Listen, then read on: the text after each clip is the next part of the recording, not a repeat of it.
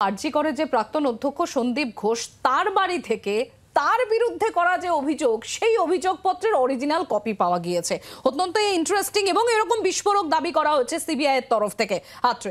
আর খোদ অভিযুক্তের বাড়িতে কিভাবে অভিযোগপত্র যেতে পারে, অরিজিনাল কপি সেটা পাওয়া গিয়েছে। যার বিরুদ্ধে অভিযোগ তার বাড়িতে অরিজিনাল কপি সিবিআই পেয়েছে, এমনই সূত্রের খবর। কিভাবে এটা সম্ভব হলো, কিভাবে কি এর ব্যাখ্যা রয়েছে, কি বক্তব্য উঠে আসছে, কি তথ্য উঠে আসছে, আমরা জানার চেষ্টা করব।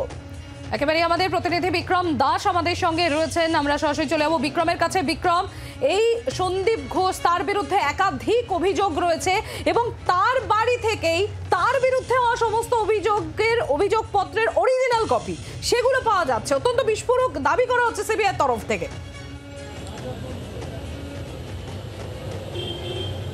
একেবারে সিবিআই তরফ থেকে বিস্ফোরক দাবি করা হচ্ছে সন্দীপ ঘোষকে কেন্দ্র করে। যেটা সিবিআই তরফ থেকে বলা হচ্ছে যে যেদিনকার সন্দীপ ঘোষের বাড়িতে তল্লাশি অভিযান চালাতে তারা যান, সেদিনকার প্রায় সোয়া 1 ঘন্টা সিবিআই আধিকারিকদেরকে বাড়ির বাইরে দাঁড় করিয়ে রেখেছিলেন সন্দীপ ঘোষ এবং সেই সময়ের মধ্যেই তিনি কিন্তু বহু গুরুত্বপূর্ণ তথ্য প্রমাণ লোপাট করেছেন, এমনটাই মনে করছেন তদন্তকারী আধিকারিকরা। এর পাশাপাশি যেটা সিবিআই তরফ থেকে আদালতেও জানানো হয়েছে, অত্যন্ত গুরুতর অভিযোগ, যেখানে সন্দীপ ঘোষের বিরুদ্ধে গুচ্ছ অভিযোগপত্র, যেগুলি বিভিন্ন লোক সন্দীপ ঘোষের বিরুদ্ধে অভিযোগ করেছেন, কোনোটা হাসপাতালের অভ্যন্তরে, কোনোটা বা চিকিৎসকরা, সেই সমস্ত অভিযোগপত্রগুলি অরিজিনালে কার্যত পাওয়া যায় সন্দীপ ঘোষের বাড়ির থেকেই। তার বাড়িতেই কিন্তু সিবিআই সেই সমস্ত যে অভিযোগপত্র তা বাজেয়াপ্ত করেছে। অর্থাৎ যিনি অভিযুক্ত, যার বিরুদ্ধে অভিযোগ করা হচ্ছে, সেই অভিযোগপত্র অরিজিনালে পাওয়া যাচ্ছে অভিযুক্তর বাড়ির থেকেই, এমনটাই কিন্তু সিবিআইয়ের তরফ থেকে দাবি করা হচ্ছে। শুধুমাত্র তাই নয়, প্রশাসনের তরফ থেকে বা সরকারের তরফ থেকে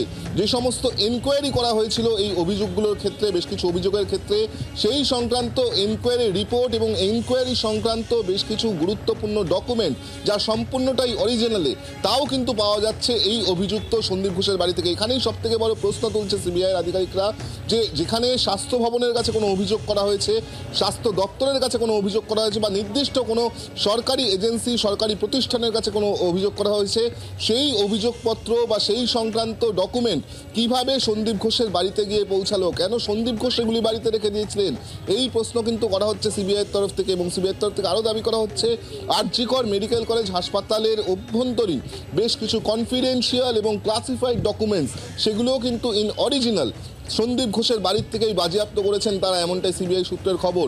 সিবিআইয়ের তরফ থেকে যেটা বলা হচ্ছে বা যেটা অভিযোগ করা হচ্ছে, সন্দীপ ঘোষ তিনি কতটা প্রভাবশালী, তিনি কতটা ক্ষমতাবান, যে তিনি অভিযুক্ত হয়ে তার বিরুদ্ধেই যে সমস্ত অভিযোগের অরিজিনাল ডকুমেন্টস থেকে শুরু করে এভিডেন্স, এনকোয়ারি রিপোর্টস পর্যন্ত তার কাছে সমস্ত কিছু রয়ে গিয়েছে। অর্থাৎ যেগুলি স্বাস্থ্য ভবন, স্বাস্থ্য দপ্তর বা সরকারি প্রতিষ্ঠানগুলিতে থাকার কথা বা ইনভেস্টিগেশন এজেন্সির কাছে থাকার কথা, সেগুলি কি করে অভিযুক্তর বাড়িতে গিয়ে পৌঁছালো? অর্থাৎ তিনি যে এত ক্ষমতাবান, তিনি যে এতটা প্রভাবশালী, কার ক্ষমতায়, কার প্রভাবে তিনি এতটা প্রভাবশালী, এই তথ্য কিন্তু তদন্তকারীরা জানতে চাইছেন। অর্থাৎ সন্দীপ ঘোষের মাথার উপর কারা রয়েছে, তার নেপথ্যে কারা রয়েছে, কাদের ক্ষমতায় সন্দীপ ঘোষ এতটা ক্ষমতাবান ছিলেন, এবং যেহেতু তিনি একেবারে অভিযুক্ত হিসেবে তার কাছে সমস্ত ডকুমেন্টস পৌঁছে যেত, তার বিরুদ্ধে সমস্ত অভিযোগ থেকে শুরু করে অভিযোগপত্র, ডকুমেন্টস, এভিডেন্স সব পৌঁছে যেত, কোথা থেকে তিনি এত ক্ষমতা পেলেন, এই তথ্য পাওয়ার জন্য কিন্তু সন্দীপ ঘোষকে ম্যারাথন জিজ্ঞাসাবাদ করা হচ্ছে। ইতিমধ্যেই বেশ কয়েকজনকে জিজ্ঞাসাবাদ করে সন্দীপ ঘোষ সংক্রান্ত অনেক গুরুত্বপূর্ণ তথ্য পাওয়া গেছে, এবং তার সঙ্গে সঙ্গে সন্দীপ ঘোষের বাড়িতে তল্লাশি অভিযান চলে। সেই সময় সন্দীপ ঘোষ কোন কোন গুরুত্বপূর্ণ ডকুমেন্ট ডিস্ট্রয় করেছেন, এভিডেন্স ডিস্ট্রয় করেছেন, তাও কিন্তু তার কাছ থেকে জানতে চাওয়া হচ্ছে সিবিআইয়ের তরফ থেকে। যদিও সন্দীপ ঘোষ তিনি কিন্তু সিবিআইকে ক্রমাগত অসহযোগিতা করছেন, সহযোগিতা করছেন না, এমনটাই আমরা সিবিআই সূত্রে জানতে পারছি। এর পাশাপাশি যেটা বিক্রম জানতে চাইবো তোমার কাছ থেকে, এবং মাত্রই যেটা বিক্রমের তথ্যতেও উঠে আসছে বারংবার, যে সেখানে অভিযোগপত্র তার বাড়িতে পাওয়া যাচ্ছে অরিজিনাল কপি, আরজি করে ক্লাসিফাইড ডকুমেন্ট সেটাও তার বাড়ি থেকে উদ্ধার হচ্ছে। আর এখানেই তাহলে প্রশ্ন উঠছে বিক্রম, যেটা তুমিও তুলে ধরলে যে পয়েন্টটি, কতটা প্রভাবশালী হলে তার বিরুদ্ধে চলা এনকোয়ারি, তার বিরুদ্ধে করা অভিযোগ, সমস্ত কিছুর অরিজিনাল ডকুমেন্টস পাওয়া যায় তারই বাড়ি থেকে। বিক্রমের কাছে যাব, কিন্তু আমরা একটু প্রতিক্রিয়াও নেব, কারণ যে তথ্য সামনে এসেছে তার রীতিমতো বিস্ফোরক তথ্য, যেটা সিবিআই সূত্রে সামনে এসেছে। সজল ঘোষ বিজেপি নেতা আমাদের সঙ্গে রয়েছেন।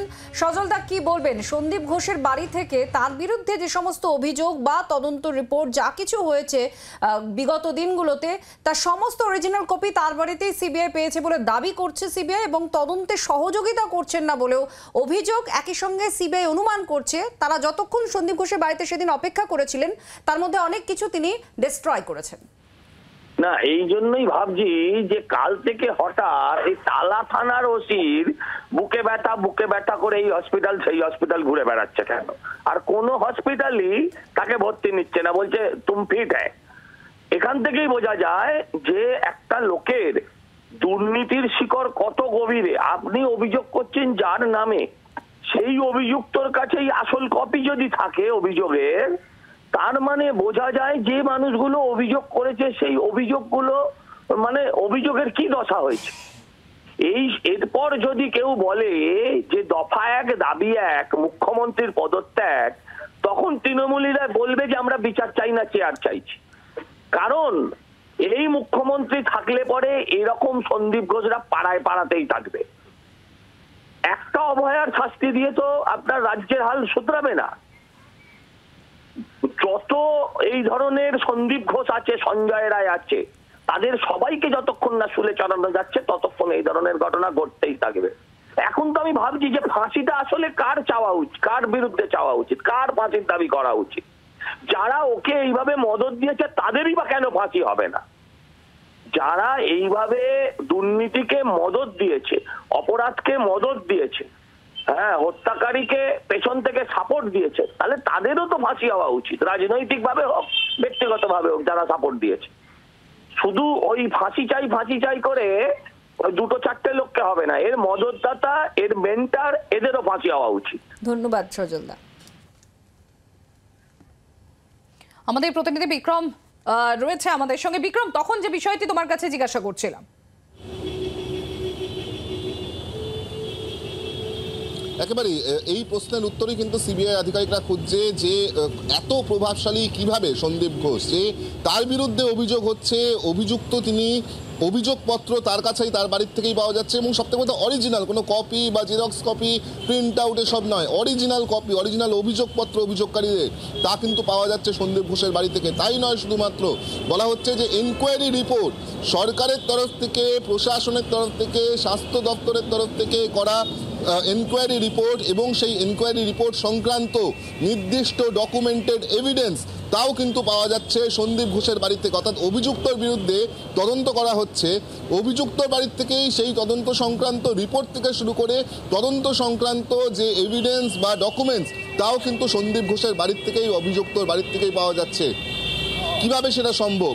স্বাস্থ্য ভবনের একাধিক কর্তা বা শীর্ষ কর্তারা, তারা কিন্তু এই মুহূর্তে সিবিআই স্ক্যানারে, এবং সিবিআই আমরা যেটা জানতে পারছি যে এই স্বাস্থ্য ভবনের একাধিক আধিকারিককে, অর্থাৎ শীর্ষ স্তরের আধিকারিকদেরকে, তাদেরকে জিজ্ঞাসাবাদ করে জানতে চাইবে যে কি করে সন্দীপ ঘোষের কাছে একেবারে ইন্টারনাল ডকুমেন্ট, যেই ডকুমেন্টসগুলো স্বাস্থ্য ভবন, স্বাস্থ্য দপ্তর বা ইনভেস্টিগেশন এজেন্সির কাছে থাকার কথা, সেগুলি কি করে সন্দীপ ঘোষের বাড়িতে পৌঁছে গেল? এই সমস্ত প্রশ্নের উত্তর পেতে অনেক ধন্যবাদ বিক্রম। আমাদের প্রতিনিধি সঙ্গে ছিলেন, আপনারা শুনছিলেন সন্দীপ ঘোষের বিরুদ্ধেই অভিযোগ, তার বিরুদ্ধেই অভিযোগপত্র তার বাড়িতেই পেয়েছে সিবিআই, এমনকি যে বিভিন্ন এজেন্সি তার বিরুদ্ধে যে অভিযোগ করেছে তার তথ্য প্রমাণও তার বাড়ি থেকে পাওয়া গিয়েছে বলে সিবিআই সূত্রের দাবি।